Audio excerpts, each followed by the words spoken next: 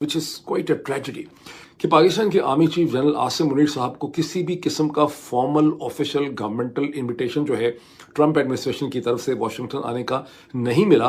White house ने जो रद्द-ए-अमल दिया इस पे तमाचे से कम नहीं है और व्हाइट हाउस की जानिब से बाकायदा तरदीद आई है, जिसे छापा है द इकोनॉमिक टाइम्स ने। कहते हैं United States denies inviting Pakistan army chief Asim Munir.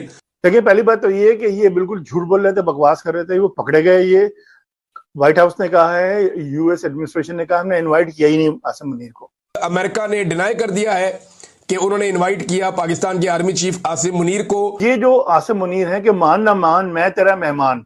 China भी इस टाइम परेशान है हिंदुस्तान को लेके, क्योंकि चाइना को पता है अगर दुनिया में कोई उसे बीट कर सकता है तो वो सिर्फ हिंदुस्तान है, उसके अलावा कोई कंट्री नहीं है। और व्हाइट हाउस ऑफिशियल्स ने इन क्लेम्स को झुटला दिया। उन्होंने कहा ये झूठ है, ये गलत बात है, खबर झूठी है, आसिम मुनीर साहब को इसमें इनवाइट नहीं किया गया।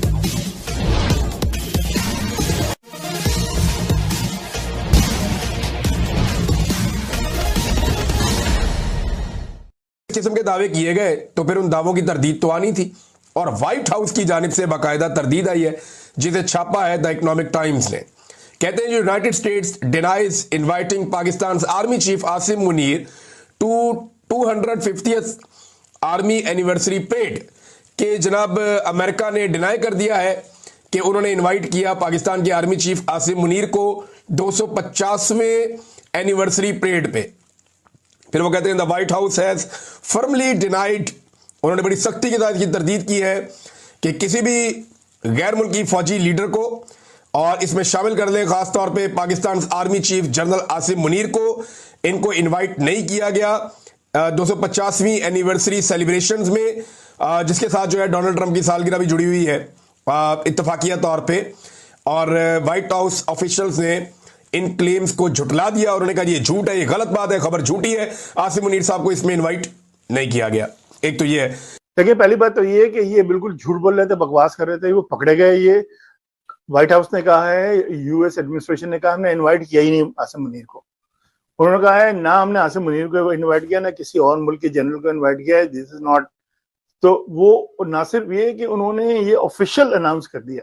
जनरल आसिम मुनीर साहब वाशिंगटन पहुंच, लेकिन किसी पाकिस्तानी अखबार में अभी तक इस हवाले से कोई खबर नहीं है, कोई ऑफिशियल इसकी कॉन्फर्मेशन नहीं है। कमेंट्री, कोई कमेंट जो है वो आपको पाकिस्तान के अखबारात से नहीं मिलता, which is quite a tragedy कि पाकिस्तान के army chief general Asim Munir साहब को किसी भी किस्म का फॉर्मल ऑफिशियल गवर्नमेंटल इनविटेशन जो है ट्रंप एडमिनिस्ट्रेशन की तरफ से वाशिंगटन आने का नहीं मिला। उनका तो कहना यह है कि उनको शायद यूएस पेंटागन की तरफ से भी नहीं मिला, और ये कि एक प्राइवेट जनरल हैं, रिटायर्ड जनरल हैं, उन्होंने एक पार्टी थ्रो की है इस 250th एनिवर्सरी के हवाले से, जिसमें जनरल आसिम मुनीर साहब के लॉबिस्ट ने जनरल आसिम मुनीर साहब को इनवाइट कर लिया है। और लॉबिस्ट की प्लानिंग ये है कि जनरल आसिम मुनीर साहब की इसी मौके में फ़ायदा उठा के उनकी ट्रंप कैबिनेट के सेक्रेटरीज के साथ, यानी मार्को रूबियो के साथ, पीट हेगसेथ डिफेंस सेक्रेटरी के साथ, या स्टेट डिपार्टमेंट के लोगों के साथ उनकी मुलाकात करवाई जाए। चूंकि वो यहाँ पे होंगे तो सेंटकॉम के हेड माइकल कोरेला के साथ उनकी मुलाकात तो हो ही जाएगी। तो अब आप जो हैं, ये जो आसिम मुनीर है कि मान ना मान मैं तेरा मेहमान, ये जो पहले इन्होंने कितनी हाइप क्रिएट की थी, देखिए ना, झूठ बोल के कि आसिम मुनीर को उन्होंने इज्जत दी है इस वजह से कि वो पाकिस्तान जंग जीता है, इंडिया से कोई जंग नहीं जीता। लेकिन एक चीज है कि ये जो रिपोर्ट हो रही है ना, ये अगरचे व्हाइट हाउस की तरफ से हो रही है, लेकिन इसको जो जगह दी गई है वो इंडियन अखबारात ने दी है। अब ये कितनी क्रेडिबल है आपको पता है, इंडियन मीडिया। पहली बात ये बस वो द हिंदू है, उसने किया, और वो सबसे इकोनॉमिक टाइम्स ने भी किया। हाँ, इकोनॉमिक टाइम्स ने भी किया, इकोनॉमिक टाइम्स ने भी किया है और हिंदू ने भी किया है। ये बड़े क्रेडिबल अखबार है, ये ऐसा कोई झूठ नहीं बोल सकते, और वो भी नाम लेके व्हाइट हाउस का। बेसिकली वो ये कह रहे हैं, the White House has categorically denied reports that any foreign military leader including Pakistan army chief field marshal Asim Munir has been invited to the upcoming US army parade in Washington. China भी इस time परेशान है हिंदुस्तान को लेके, क्योंकि चाइना को पता है अगर दुनिया में कोई उसे बीट कर सकता है तो वो सिर्फ हिंदुस्तान है, उसके अलावा कोई कंट्री नहीं है। चाइना भी घुटने टेक चुका हुआ है हिंदुस्तान के आगे। आपको याद होगा लद्दाख में कितना बड़ा मामला चल रहा है हिंदुस्तान का, और चाइना कितनी जंग का मामला है, कितनी जगह का मसला है। तो उस जगह पे भी हिंदुस्तान अपने घुटने टेकता हुआ नजर आ रहा है, और हिंदुस्तान के साथ वो जो है ना चाइना घुटने टेकता हुआ नजर आ रहा है हिंदुस्तान के साथ दोस्ती करने के लिए। तो अब वो चाइना रशिया को बीच में डाल के हिंदुस्तान को दोस्ती करने की तरफ आ रहा है। तो इसी तरह देखिए, अगर तो चाइना को दुनिया की फर्स्ट इकोनॉमी बने रहना है तो उसे हिंदुस्तान के साथ बनानी पड़ेगी, क्योंकि इस टाइम अमेरिका भी हिंदुस्तान को पूरी सपोर्ट कर रहा है, यूरोप भी पूरी सपोर्ट कर रहा है, रशिया भी सपोर्ट कर रहा है। आप ये देखिए, अरब अमारात जो मुस्लिम कंट्रीज हैं वो भी सारे हिंदुस्तान को सपोर्ट कर रहे हैं। कोई आपको पाकिस्तान को सपोर्ट करते बहुत कम कंट्री नजर आएंगी। तो हिंदुस्तान इन स्पोर्ट्स की वजह से, तो हिंदुस्तान एक स्ट्रॉन्ग कंट्री बन चुका है, स्ट्रॉन्ग पावर बन चुका है, दुनिया की बड़ी इकोनॉमी बन चुका है, दुनिया की हर चीज उधर बनाई जा रही है। मैडम बिल्कुल आपकी ये बात ठीक है। अगला सवाल मैं आपसे ये करूंगी, क्या लगता है आपको कि जिस तरह से भारत है वो फलस्तीन को भी सपोर्ट करता है, वो इसराइल को भी सपोर्ट करता है, तो ये जो स्पोर्ट्समैनशिप का एक हमें नजर आ रहा है जज्बा, ये कहाँ तक लेकर जाएगा भारत? क्योंकि भारत डिप्लोमेटिक वेज बहुत अच्छे बनाता है। एक्चुअली भारत की ना कुछ पॉलिसीज हैं जो जिन्हें कहा जाता है बड़ी आउटस्टैंडिंग किस्म की पॉलिसीज हैं। देखिए, मैं आपको इसराइल की बात पे बाद में लेके आता हूँ,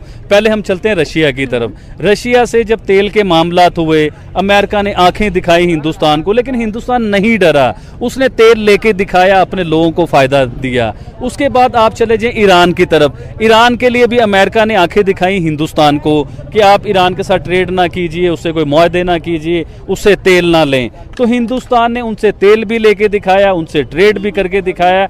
आज तक ईरान के साथ बिजनेस हिंदुस्तान करता है, वो नहीं डरा। अब आ जाएं आप इसराइल की तरफ या दूसरी कंट्रीज की तरफ, इनकी जंग की तरफ आ जाएं, तो हिंदुस्तान की पॉलिसी है दोस्ती की, उसकी जंग की पॉलिसीज नहीं है। आप पिछले 20, 30, 40 सालों में निकाल के देखें कि हिंदुस्तान ने कितने मुल्कों के साथ जंग लड़ी है या कितने मुल्कों को ब्लैकमेल की है। देखें, तरक्की जो मुल्क करते हैं उनकी कामयाबी ये होती है कि वो जंगों की तरफ नहीं जाते, वो अपने मुल्क को जो है ना बिजनेस की तरफ लेके आते हैं, अपने मुल्क में इंडस्ट्रीज लेके आते हैं, अपने मुल्क में कारोबार लेके आते हैं, अपने मुल्क में इन्वेस्टर जो है उन्हें फायदा देते हैं वो लोग। लेकिन हम लोग जो है ना सिर्फ जंगी सामान इकट्ठा करने पे अपना टाइम जाया करते हैं, सिर्फ जंग के लिए हम कोशिश कर रहे होते हैं। हम लोग ये कोशिश नहीं करते, ये पिलकती हुई आवाम, ये महंगे बिजली के बिल, ये महंगा आटा, ये महंगे राशन, हम लोग इसके ऊपर काम नहीं करते। हम करते हैं काम एटम बम के ऊपर, हम काम करते हैं यूनाइटेड नेशन में जाके, जी हमने कश्मीर के मुद्दे को उठाना है। हम उधर जाके यूनाइटेड नेशन में अगर ये मुद्दा उठाएं,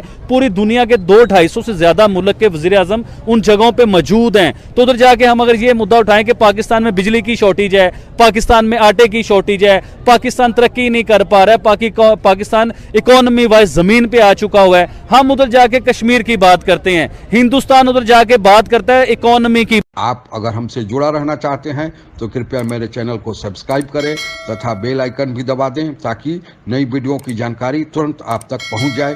धन्यवाद। जय हिंद। आप अगर हमसे जुड़ा रहना चाहते हैं तो कृपया मेरे चैनल को सब्सक्राइब करें तथा बेल आइकन भी दबा दें ताकि नई वीडियो की जानकारी तुरंत आप तक पहुंच जाए। धन्यवाद। जय हिंद।